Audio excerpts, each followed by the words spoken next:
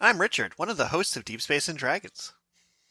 And I'm Karl, one of the other hosts of Deep Space and Dragons, because who knows how many hosts there actually are. I like to assume I have just like vats upon vats of Carls.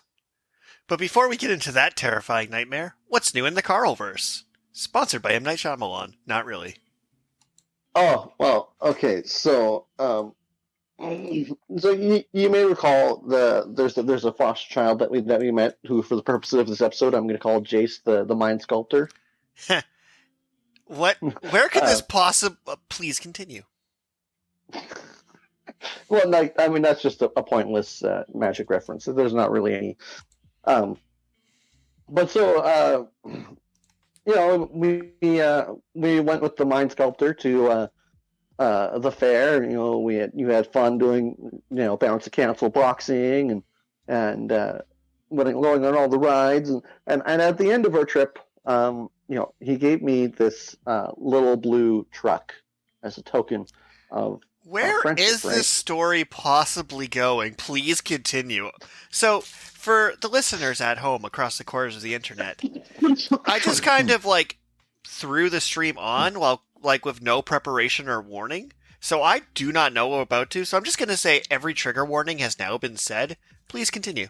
Well, no, there's no. Why? I do I say things that are triggering? I hope not. We're going to find out. I just want to have a basic Anyways, checked. no, okay. So I mean, well, okay, maybe this will trigger people because it is a little bit sad because the mind sculptor was put back into the foster care system, and I don't think that we'll ever meet him again. So that's But not where I thought the story was going. I thought you just found him, but please continue. no, the story is actually about the blue truck because I kept the blue truck because as long as I thought I might meet him again, it had sentimental value. Aw. But as soon as I realized that I would probably never meet him again, it's like, well, I mean, I don't really. I kept it. So like, why would you just throw it out? It's a perfectly functional toy truck. But it's anyways. The point of the matter is that my family. I have a sister that lives in Nova Scotia. I have a brother that lives in Vancouver, and they both came here with their families to visit my parents and everyone else that lives here as well. So there was a big group of people, and one of the people that came along was my sister's son, my nephew. So for the sake of the story, I'm going to call them Johnny Silvermane. Please continue. No, his name is Wesley Snipes. That's somehow better. Anyway, so little Wesley Snipes, he's only 2 years old. So, for the record, his first name is Wesley and Snipes in this scenario. Okay, we're good. Please continue. But yeah, so little Snipes there. I have to pause you one more time. Is Wesley Snipes not the best possible name for a Scizor? I just have this picture in my brain right now. It's amazing. And nothing you say will be cooler than this mental image of the Wesley Swipe, but also in the Blade costume, also a Scizor. But please continue. But so Blade finds the little blue truck, and apparently he fell in love with it. And so when they were leaving, after carving pumpkins and other festivities, after they were leaving, my sister's like, "Yeah, little Wesley Snipes, he loves this truck. Can we take it?" And I was like, "Yeah, no, it doesn't have any sentimental value anymore, unfortunately. So he can take it." And so then he took it with him, and then they flew back out east, and they went to the CN Tower on their way back home. And apparently he took it with him everywhere. So she sent me some pictures of him holding it. And they're getting they're like a photo op, and he's holding the little truck. He's standing on the glass floor looking down, and he's holding his little truck. He's looking out the window, playing with the little truck on the edge of the tower there. It's pretty cute. Aw, I didn't need any trigger warnings. That's adorable. Well, I mean, unless people are triggered by the foster care system, because that's. I mean, that's a yeah, travesty. to be I mean, fair. it can work, but it's Good thing I set up these a trigger work in warnings progress. because it's hard to even discuss the foster care system in Saskatchewan. Because fundamentally it needs to exist, but it needs to do better. But also, it's underfunded, and it's just a whole thing. Yeah, I mean, we don't really want to get too much into that mess, but It's I true, we mean, only have like 55 minutes left, and that wouldn't even scratch the surface. but so I mean, yeah, I mean, I had a pleasant visit with my family. I mean, the most podcastable moment is the fact that little Wesley Snipes got what he calls mini blue. Aw. And that's pretty much all that's new with me. What's new with you there, Richard? Okay, a few things. So first, I had reading week, and I was going to do a ton of big, elaborate school assignments. And then I got sick and somehow gave you a cold over the internet. But on Sunday, I recovered and got super recovered. So I had to write a story for sci-fi class. And the only conditions for this story were between 2,000 and 6,000 words, and is obviously science fiction with a clear beginning and end. Okay. Would you like to hear the story of Karl the Lizard Man? Oh, when did I become a lizard man? Do you want to hear the story? I mean, yeah, I mean, I do. I'm just like. All really right, so I'm going to curious. pitch my entire short story to you, and then we'll probably talk about spies or whatever we had planned. So, my story starts on a cargo ship with a man and his daughter and his wife, and they get attacked by space pirates who are trying to steal an artifact they're bringing to a museum. Okay. Epic lightsaber battles ensue, and then the artifact, space above it, cracks open, and a giant robotic Terminator metal dragon thing comes out and beats the crap out of their ship. Okay. So, this man, Vordor, is then shoved in a capsule, launched to space, sees his wife get knocked unconscious, hopefully she survives, sends his daughter to this planet. So they arrive on this planet, and they see a little chubby cobalt-type creature being bullied by a purple hippopotamus. Okay. And after saving this girl from the purple hippopotamus, they're thanked by the girl's father in a weird alien language. And this is Karl the Lizard Man. Ah. So for the rest of the story, Karl the Lizard Man, who looks like a medieval century knight but is a lizard named Karl, they just call him Karl because they can't pronounce his name, but there's K sounds. Just kind of like, is there like negotiator and squad member through this entire story. So they go to a village, they encounter lizard men with muskets so they know someone else survived the ship crash, they make friends with an ex-space pirate, and as they're going on this big, epic adventure, Vordar meets his daughter that he sent in a capsule, but she came out of deep space first and was now an old lady. And to summarize the story quite elegantly, they learned that crystal was actually a time portal, and Vordar wants to go back in time to prevent himself and his daughter from landing on this planet. But if they do that, Karl's daughter dies to a hippopotamus because they would have never came to save the day. Oh. So Karl steals Vordar's Iron Man suit, turns into a mecha dragon, goes back in time, and murders the crew of the spaceship. Oh, well, Karl sacrifices his daughter for Vordor? No, Karl had to save his daughter by causing Vordar to get crash landed on the planet in the first place. Oh. Well, I mean, I like it. And then Vordar has to raise Karl's daughter, and his daughter's dead because she died of old age. Wow. And it's a pretty good, surrogate daughter. Yeah, so it's a pretty good short story. But also, it's really noteworthy because it's a running joke that in everything I ever write, I put in a character named Karl and kill them. So this is a story where Karl instead kills everyone else.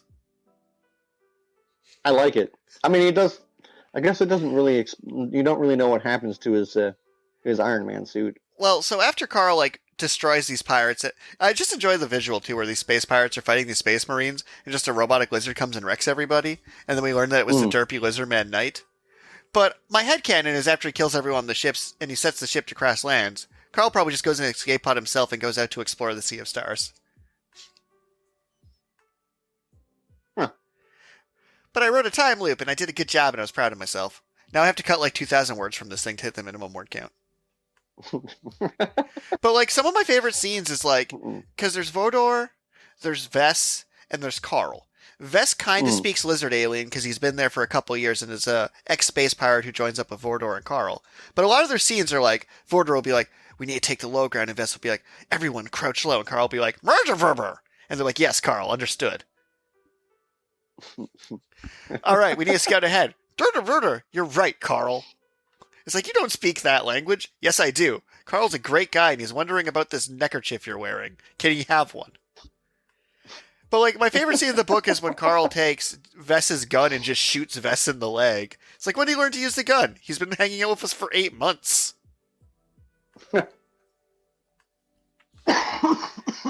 So I'm pretty proud of my little sci-fi story.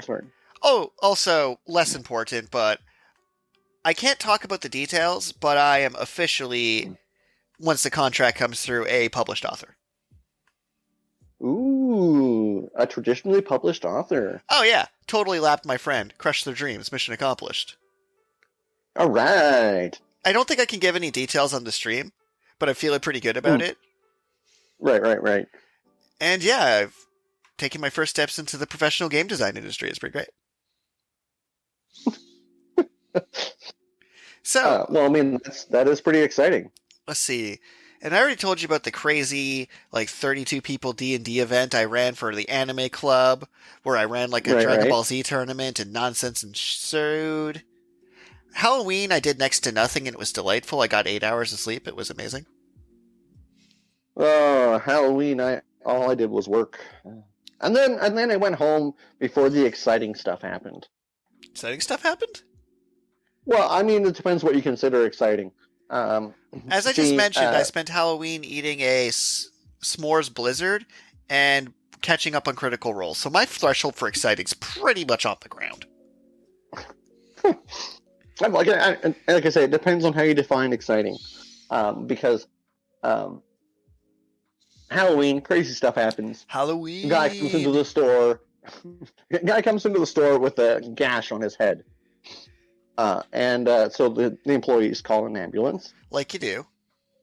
The ambulance. I shall call this man Gash the Stampede. Well, he is not the important one. The important one is the crazy guy who he's just walking along. He's holding his little like Sobe shopping bag, one of those reusable ones. That is such a tasteless costume if this was a teenager. He sees all the hubbub, and as the paramedics are getting Gash the Stampede into the back of the ambulance, he just opens the front door and starts trying to drive away. I'm sorry.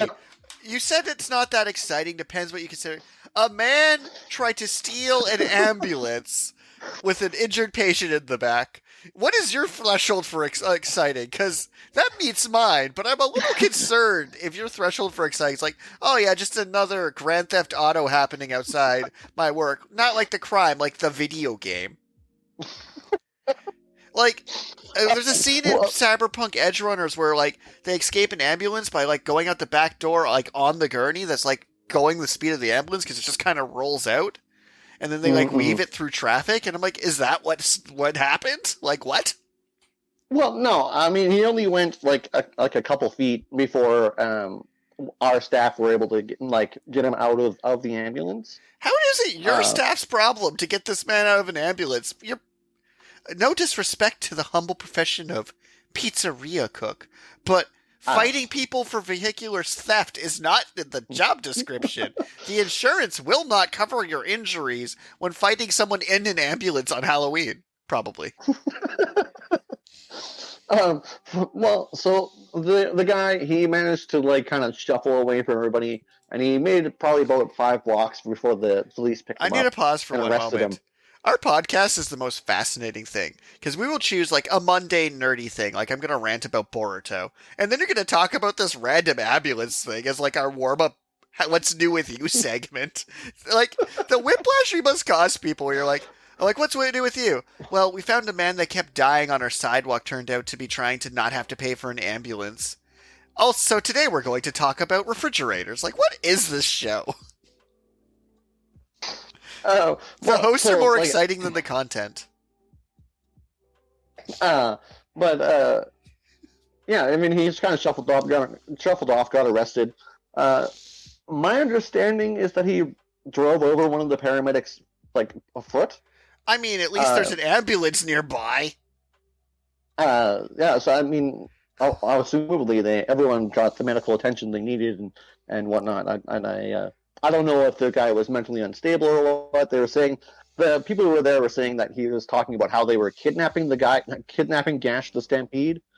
Um, Probably an insensitive nickname for him, but I mean, I'm assuming he's okay too, but I'm not sure on the details. But it did make the news, and actually, to me, Free advertising for your pizzeria. Boom! Happy ending. The most bizarre thing about this whole story actually is, to me, this will be good. my coworker, he found the news article on Global News, yeah, and he tried to share it on Facebook. And Facebook wouldn't let him because of the new legislation surrounding sharing news on social media. Oh, that stuff's so funny. So for those of us, our fans listening in Germany, because there's a decent number of those, here's the Canadian news scandal. So in Canada, our brilliant politicians thought to themselves, you know what's some bullshit? That Facebook and Meta are making all this money off our news stories. So we're going to make it that they legally can't post our news without paying our people.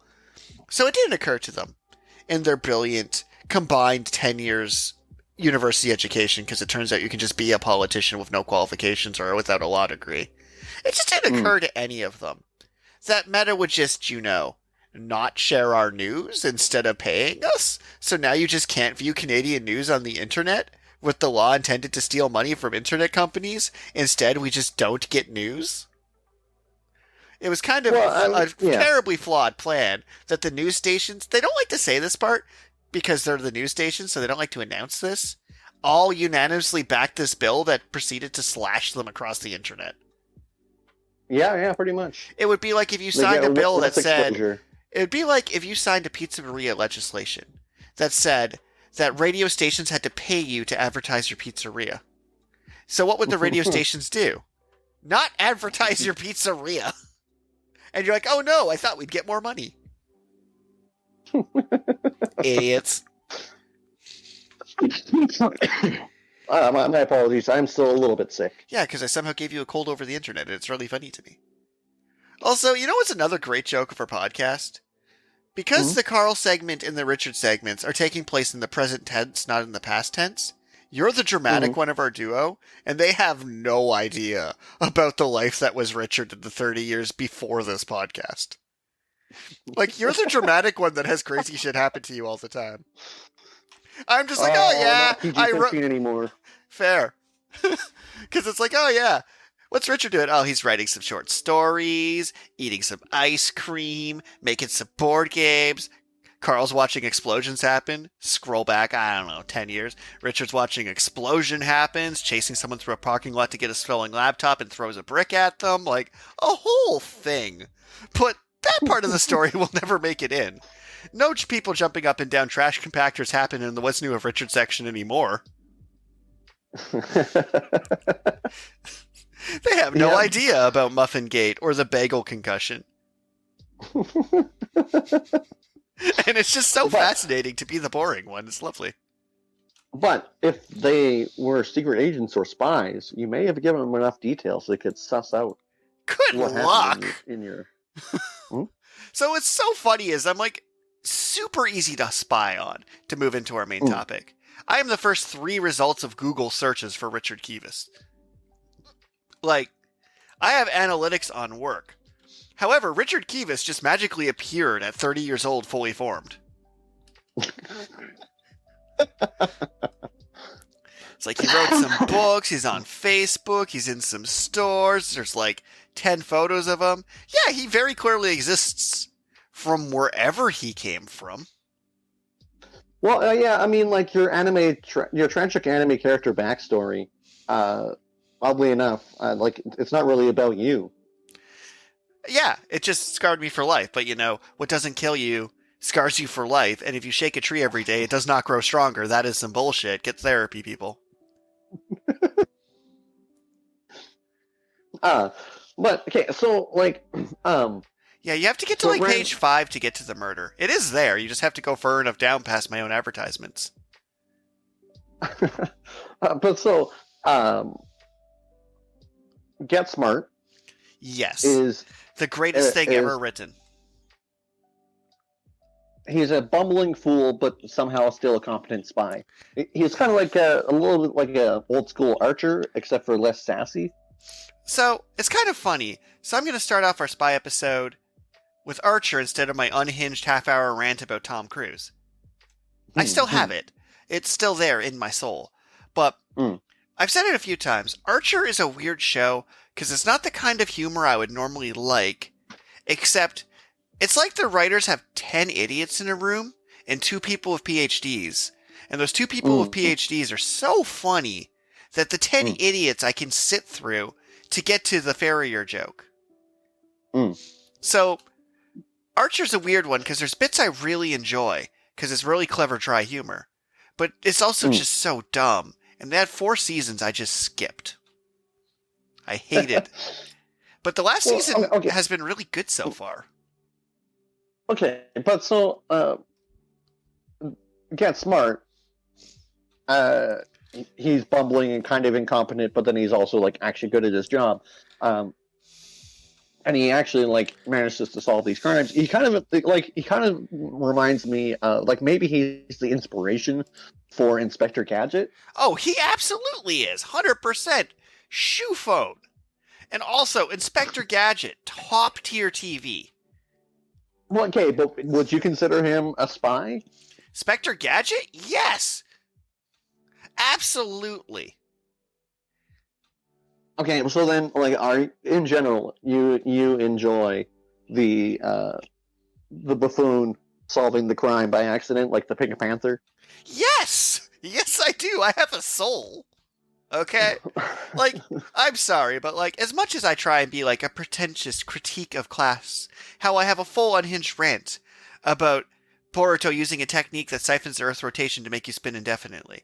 I have thoughts. But as much as it would be canceled currently for cancel culture, which is kind of the point of the movie, I'm not so soulless to not enjoy Austin Powers' International Man of Mystery. Even though it's a parody of a parody of a parody. Like, I don't even know if it's as offensive as you would list it, because it's making fun of that archetype. So Austin Powers is like an evolution in my brain of the Pink Panther archetype, but the original Pink Panther, which is taken completely seriously, is peak fiction. Just so good. The best jokes. The characters take their setting completely seriously. Okay, but so then, like, where does the difference become between so-called Inspector, such as Inspector Clouseau, and played by Peter Sellers in the original Pink Panther? 1966, I think, is when the first Pink Panther movie came out. That sounds right. It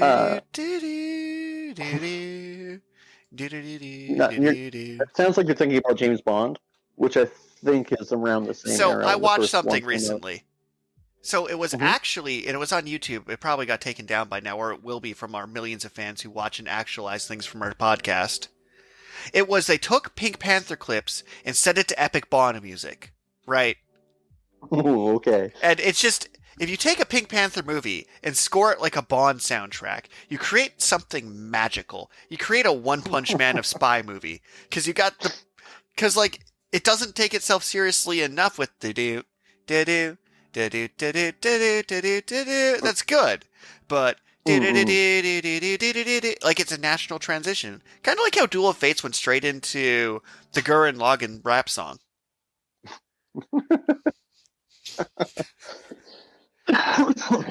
So, preparing for this episode, I didn't put much thought into how much spy things I enjoyed. Turns out more than I thought.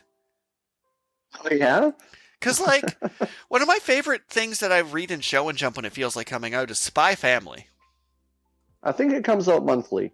When Although it feels I'm like surprised how short the chapters are. It feels like a weekly series that comes out monthly, but content-wise is amazing. I love a good old-fashioned you pull off your mask and you're the spy the whole time in your suave green suit. Like, just good stuff. Well, yeah, Lloyd Forger is, like, definitely top tier, actually a spy. Yeah, like, he is a spy in a spy show. Although it makes me amused when they're like, we'll just call it Westberg and Eastberg, because the important point is they're in a Cold War.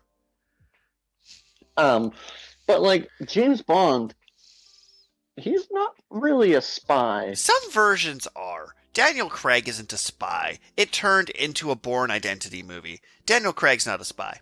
Pierce Brosnan is in fact a spy. Oh yeah, well, I mean, Goldeneye, like Pierce Brosnan. I mean, I was gonna have this whole big joke about Pierce Brosnan being the most iconic James Bond, and then be like, oh, you thought I was gonna say Daniel Craig? Oh, you thought I was gonna say Sean Connery? No, idiot. Also dying from the cold slightly. Oh, I'm too mean. Yeah, okay, but Sean Connery's version, do you think?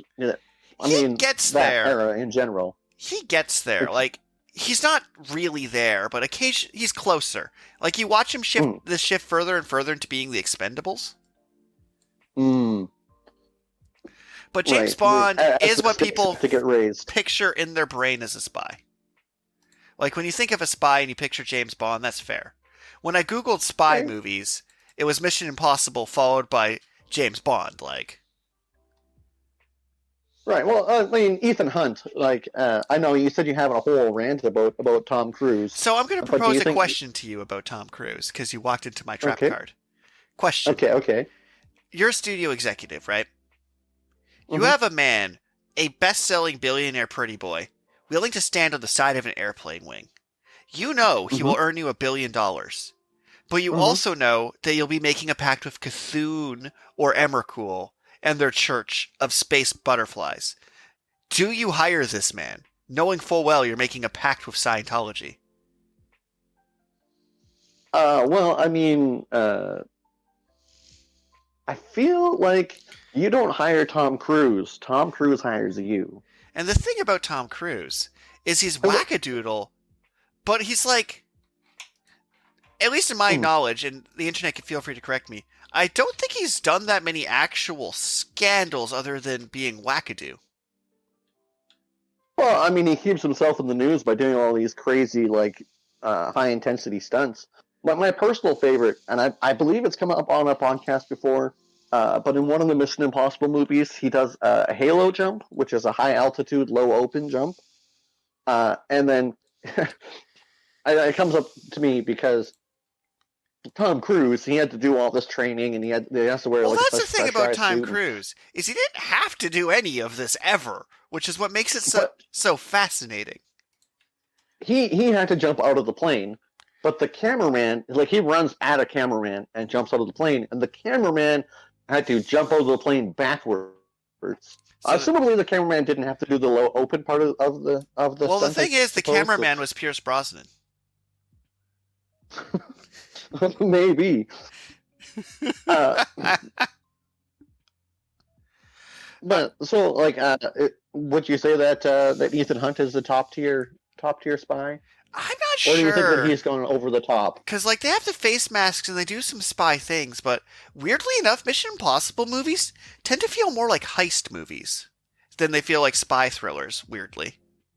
Well, see, okay, yeah, you're right. But there's a lot of overlap. The first Mission Impossible movie was very spy thrillery, I think, because like the heist is definitely a part of it, but then there's the masks and the betrayal and the tech, and they're trying to gather intel and they're trying to figure out who leaked the information. Like the first Mission Impossible is a very, very different movie than Dead Reckoning. Like, they're just like miles apart. So that's kind of thing is, like, I feel like it's going to sound weird. It's more likely to be a spy movie with a lower budget for action. But I will say, you know what I think was actually a pretty good spies movie? The Kingsman. Mm-hmm. Ooh. Because that had some subterfuge, masks, eye patches, fake deaths, poison canes. Samuel Jackson's best performance. It actually was. I stand by that. That was a good one. That's definitely a pretty top tier spy movie. And that one, I mean, does definitely flirt with being an action movie. Like, a lot of spy movies flirt with being action movies, and that's okay. And it's like, it's not that I'm going to knock them points and be like, you're not a real spy movie. It's that if I'm judging what's the best spy movie, you get bonus points for being more spy movie. Because a lot of spy movies end up being more like action movies. Like I say, like Spy Kids 3. The slow ramp up of action throughout, James Bond movies, throughout the Mission Impossible movies. It's they stop being as much about the suspense and the intel and the subterfuge. Well, it's as you ironic say. as we threw shade at Daniel Craig, but Casino Royale was probably the closest one in his generation to feel like a spy movie. Well, apparently that's the one that most closely followed the original Casino Royale book. That makes sense.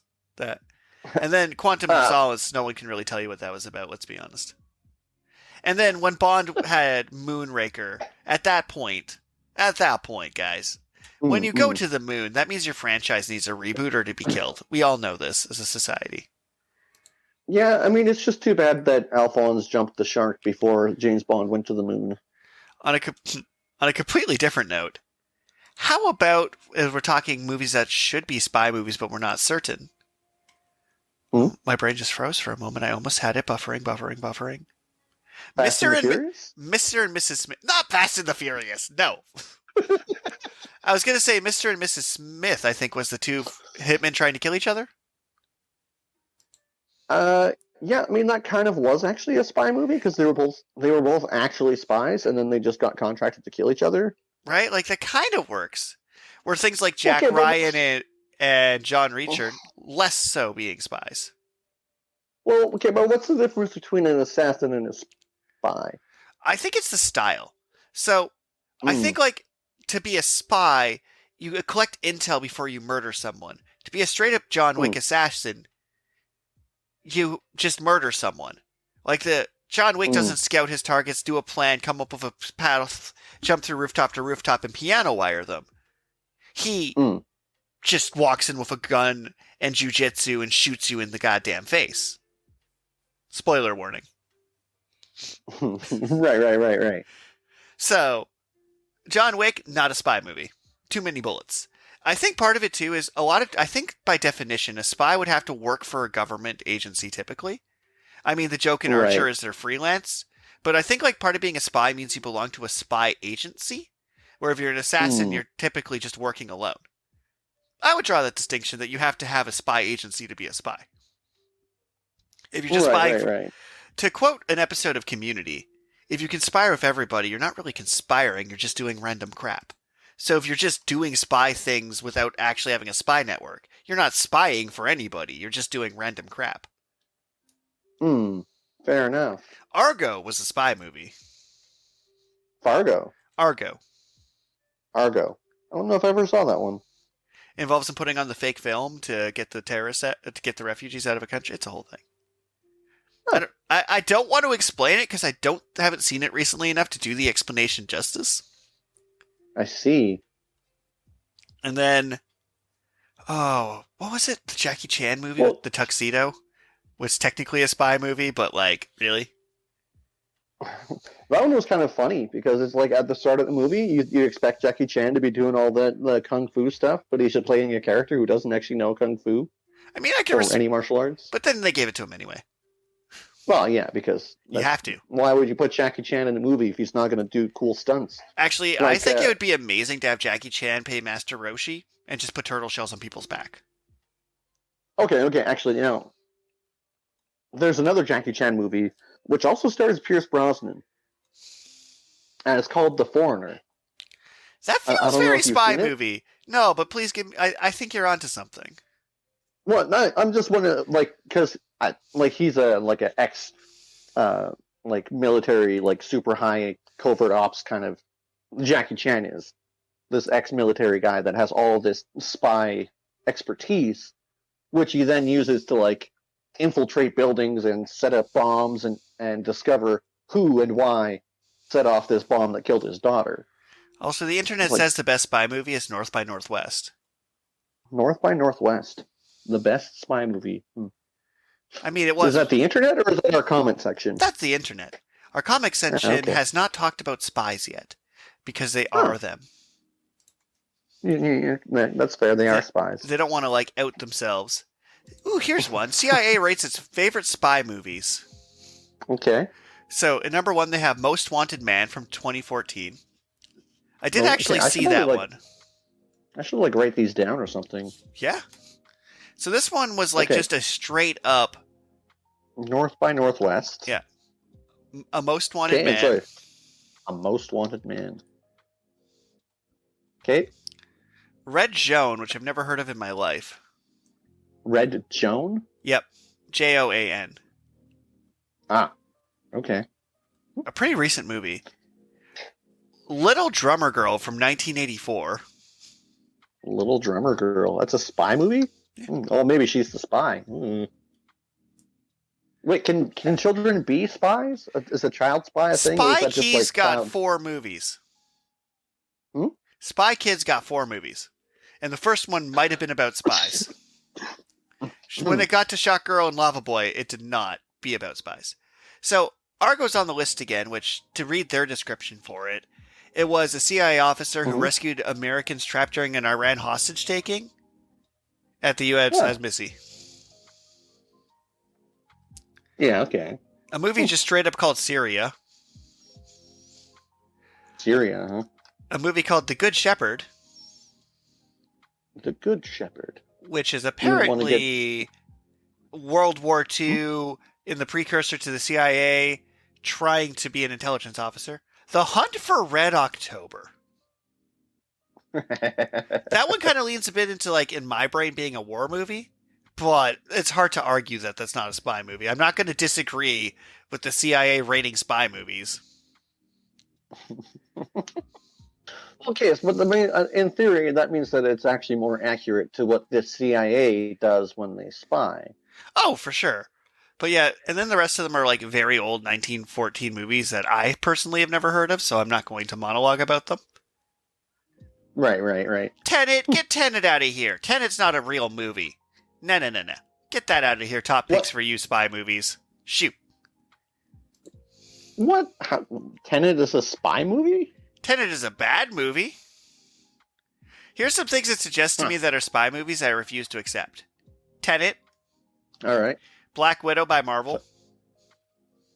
You don't think Black Widow is a spy movie? No. You called your character a spy? It had way too many choppers, explosions, wizards. No. Yeah, that's true. A man literally enough. Like, it was a family rom-com with superhero elements. That was the Black Widow movie. Like, yeah, okay. It was basically a sitcom.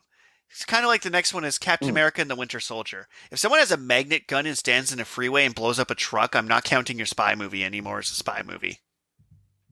Yeah, that's definitely straight up action movie territory. But I do enjoy that they're like giving me these like top picked for me's spy movies, for me searching spy movies, because they're just like terrible fits.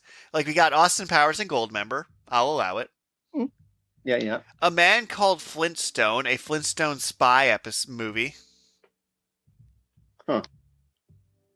Let's see.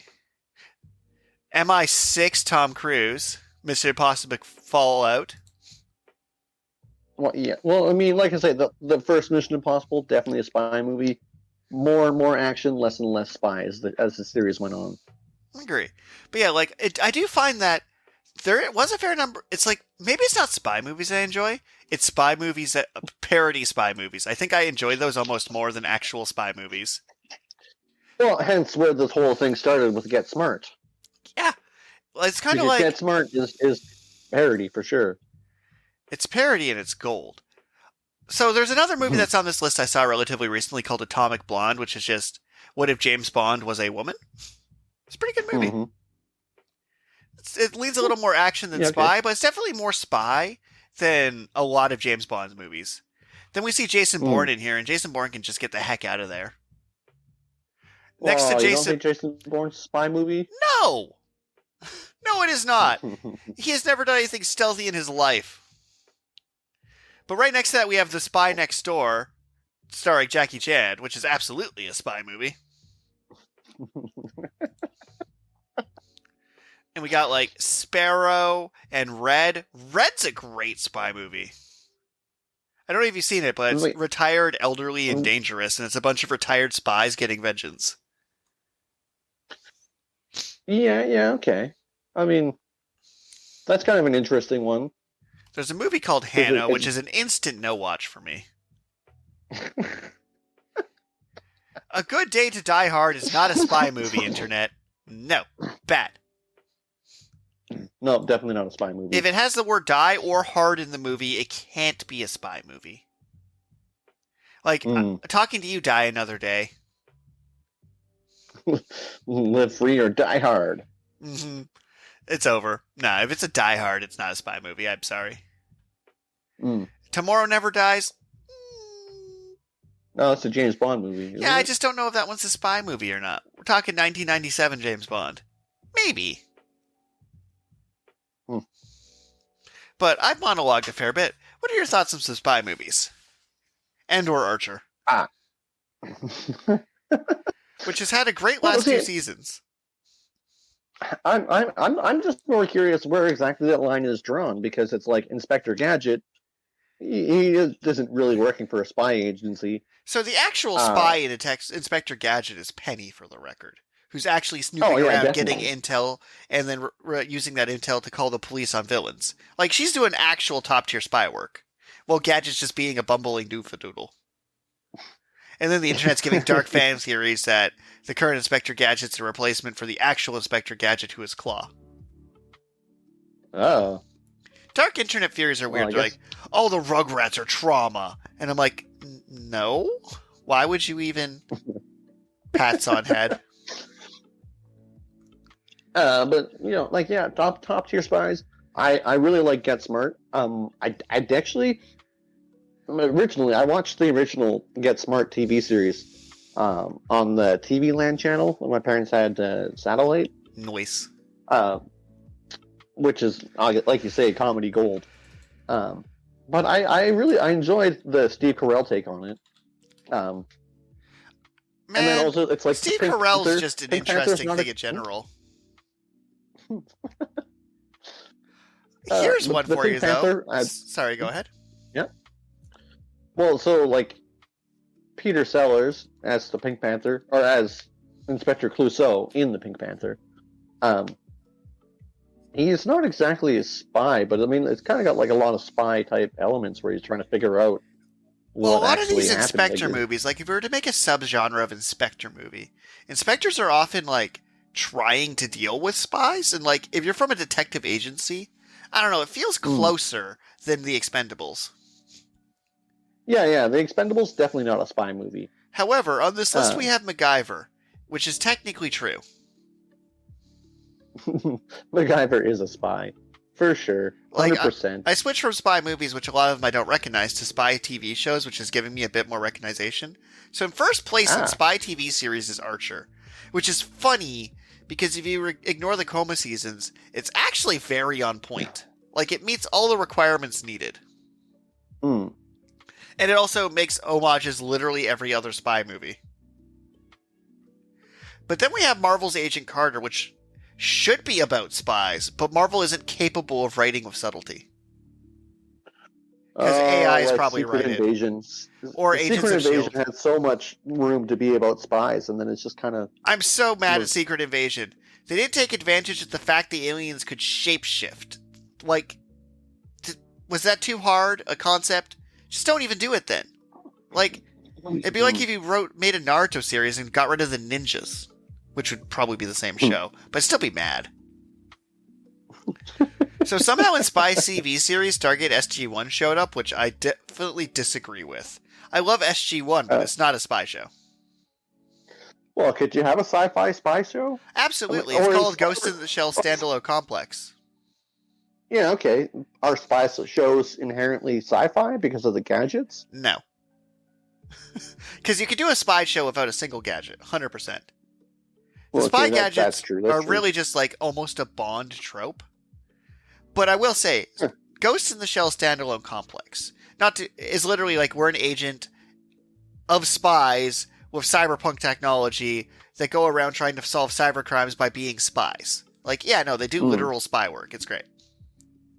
Sometimes they'll do double duty spy work where they'll be spying on somebody while simultaneously digitally spying on them. It's great. Yeah, okay. Agents of S.H.I.E.L.D., get off this list. Marvel, piss off. Andor, also get off this list. Like, would you say that Rogue One was a spy movie?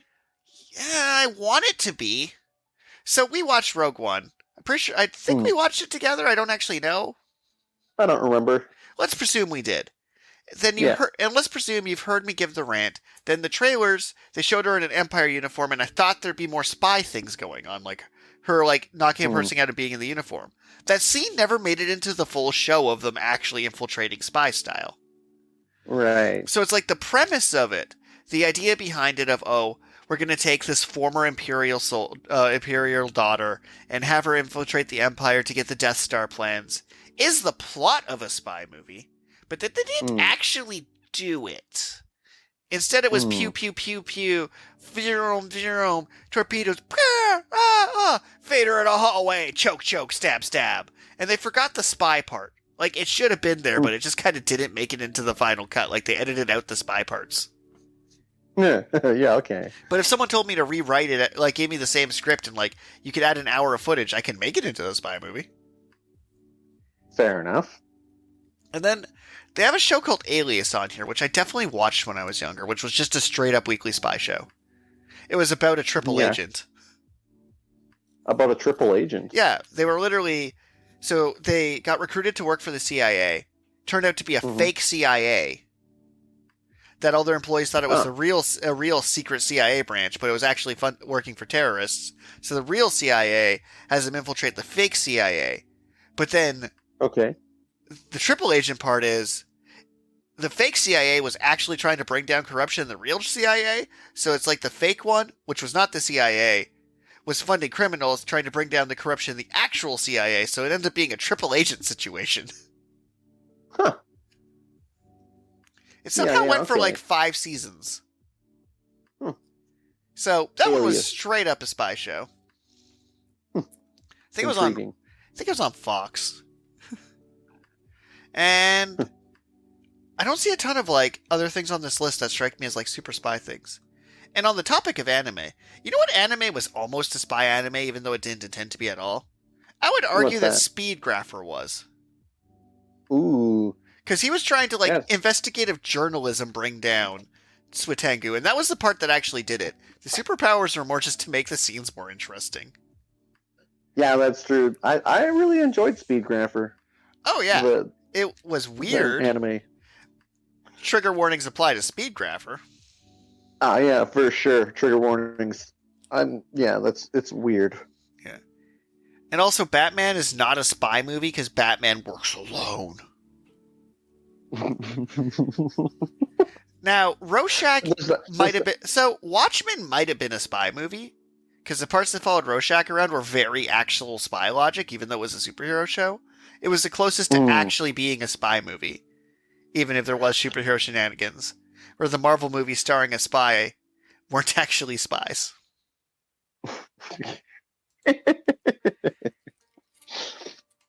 Also, there really isn't that many spy animes, but wow, I've opened that can of worms. Sakamoto Days, not a spy anime. No, I mean, it kind of... No, it didn't really even start out as one. It could have been. If it wanted to have been one, it could have been. Yeah, but I mean, it was already, like, immediately it said they were assassins, not spies. They do that a lot in anime. Fair enough. Assassin and spy are pretty similar. Especially they'll have, like, I'm an assassin that never kills anyone. That means you're a spy. Kind of like how Luffy's like, I'm a pirate who doesn't steal or harm people. That's a sailor. You want to be a sailor, Luffy. And then there's Kill Blue, but it's not really... It's not... That's the assassin trope as well. So many assassins. So many assassins. Yeah, I googled spy animes, and it gave me Spy Family and Ghost in the Shell. Yeah, I mean, those are two pretty top-tier choices, but... And it also gave me Basilisk for some reason? Spies? I don't think I agree.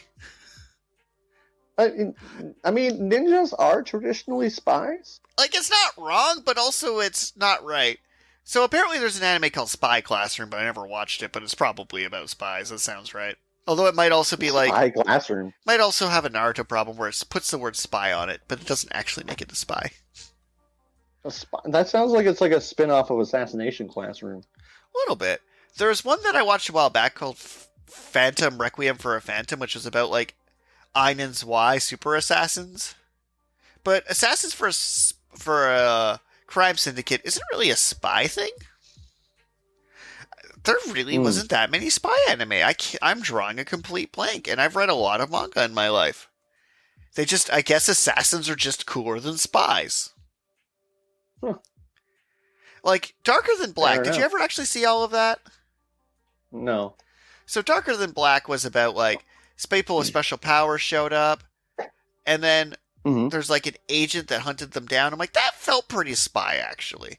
Same with Witch Hunter Mm. Robin. Those both felt surprisingly spy. Although they were... Ooh, yeah, I did like Witch Hunter Robin, and that one definitely felt very spy because they were trying to be like subtle and gather intel and figure out what was going on, and wasn't their goal to cause mayhem and destruction. And what's funny is it, And like, like I feel started... like Oh, go spy ahead. movies. I feel like spy movies, like Fate of the World. When you get to Fate of the World, It you're stops... almost always an action movie. Oh, I agree completely. And that also shows they didn't have, like, the ambition to, like, make it a thriller. Because, like, I think the political element is kind of what makes it a spy movie. Yeah, Well, yeah, that's probably true. like, to talk Witch Hunter Robin, it kind of started like a police procedural. It's like CSI, but witches. But then it starts getting really conspiracy theory, and like, we have ankle bracelets and normals and witch cults and betrayals. I'm like, oh man, now we're talking spy territory. Because, like, you have the ex-witch and the trying to figure out if this anti-witch agency is anti-them. And I'm like, okay, now we're getting into some, like, triple agenting going on, which is lovely. Right. Yeah, Witch Hunter Robin, that was a really good one.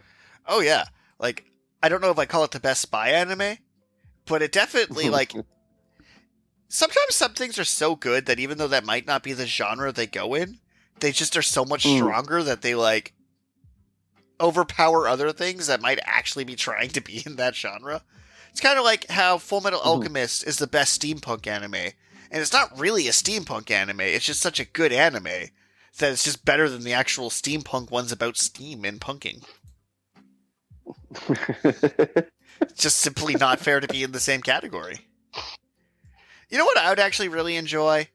Something like a One Punch Man situation, but with spies, where, like, we just have, like, the super spy who doesn't care. But Well, I might just want more good quality spy mangas, apparently. Because I really thought Googling spy anime would give me more spy anime. Yeah, you might just want more good quality spy mangas. No assassins, no spies.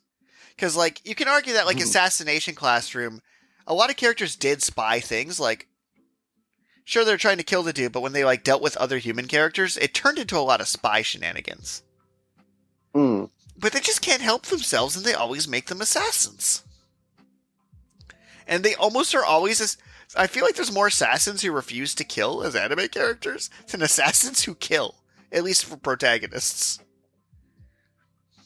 Yeah.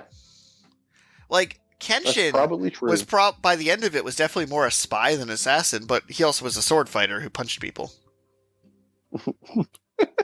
And had magic powers, for sure. Kenshin had, what's the technical term? It's like Rio Atlas powers, the idea that you worked out so hard it became a superpower.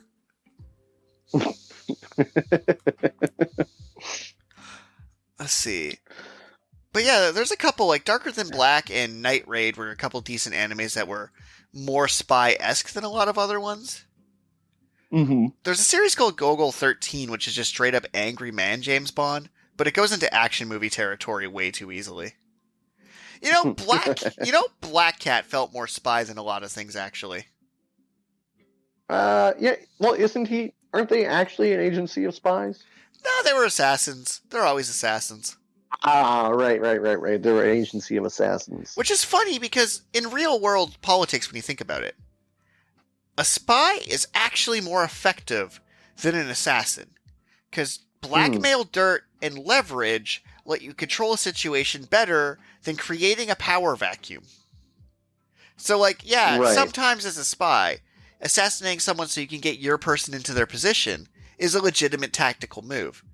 But sending sending Killian to just kill the guy doesn't actually advance your control over the situation. You've just killed a guy and then some other guy will roll up. were actual data and leverage to blackmail the existing guy. Do you remember that manga Akumetsu, I think it was, with the guy with the hundreds of clones? Who went out assassinating people one for one? No, I don't. It was a dude with a mask, and when he died, the mask sent backups of his memories. It was a whole thing. Anywho. Also, Death Note felt kind of spy-ish. I don't know if I'd put it in that category. Well, L kind of did seem like, again, that's where it's like inspector versus spy, because like inspectors and spies often try and do the same thing. I think this loops back to our earlier statement that the difference is if it's politically motivated. A spy has to have some sort of political or structural motivation, typically. But yeah, because they're trying to use information and intel to control a situation, whereas a detective or inspector is generally actually just trying to figure out what's going on. Right, but the funny thing is I still gave it to Inspector Gadget largely because of how Penny solves most of the problems. But I'm not sure that Inspector Gadget actually counted. I think I just really liked Inspector Gadget, so I gave it bonus points. Fair enough. But here we are with our 2 random questions of the week.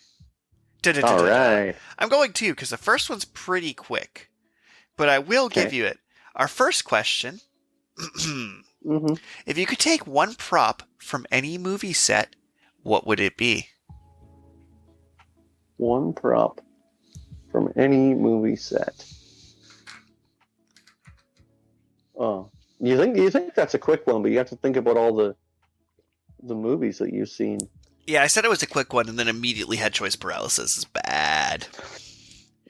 Because part of me is greedy and I'm just like Darth Vader's entire suit. No, it's probably still Darth Vader's entire suit. It's hard to top that one. You'll probably beat me here, but I'm feeling pretty good about it.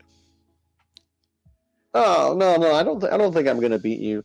Because I want something simple, iconic, and recognizable that you can have on your shelf and actually just be like, yeah, check this thing out. It's the actual prop.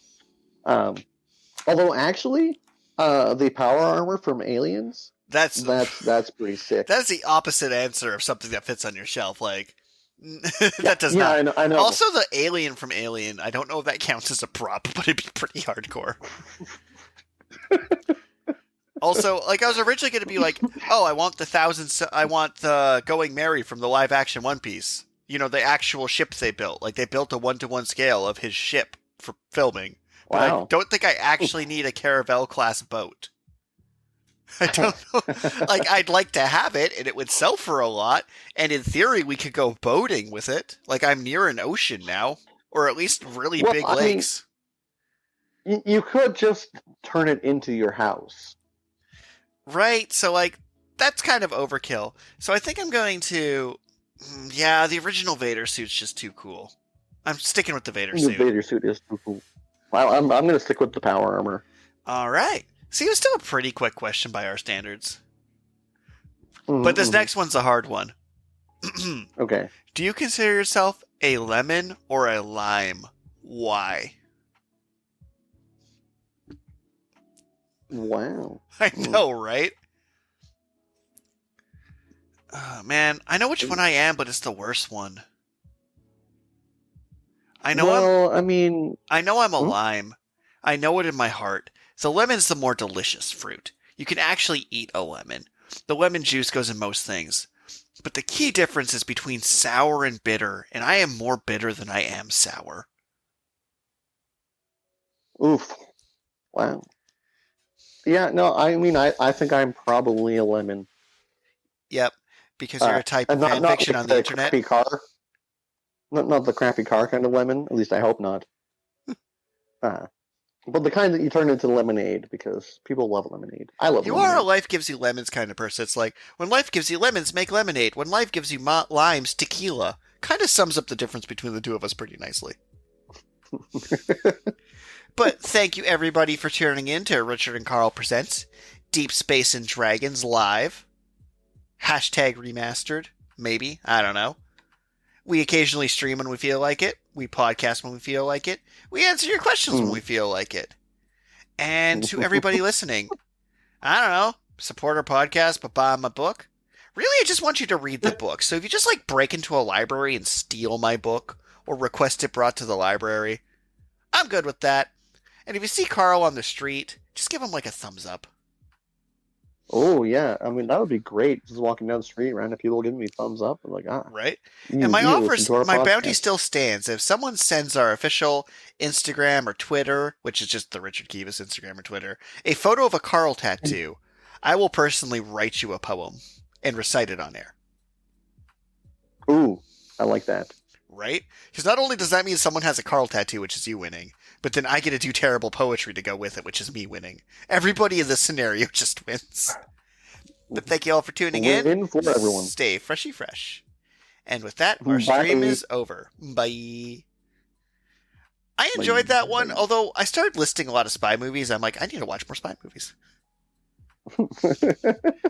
But yeah, like, apparently our Clouseau Ranch is a great idea, or yours, because apparently there's just a vacuum of spy stuff. Because most of it just turned into the Expendables. Right. Man, do we just release a module of Dungeons and Dragons and Spies? Dragons, and Spies. No. What, it has to be Serpents and Spies? Waterdeep heist. The Waterdeep heist was supposed to be spies. Yeah, but much like all these shows being assassins, we might have to make the actual spy thing ourselves. Fair enough. But I don't know. You think it would actually work? Trying to gather intel and not like triple arms and kill people? I think it would work really well if I ran it just for you personally. Or maybe Will. Like if you had the right players. I think I told you Ninth Level Games put out a game called Pigeons 11, which is an Ocean 11's game, but you're pigeons. It's pretty close. Okay. Yeah. Huh.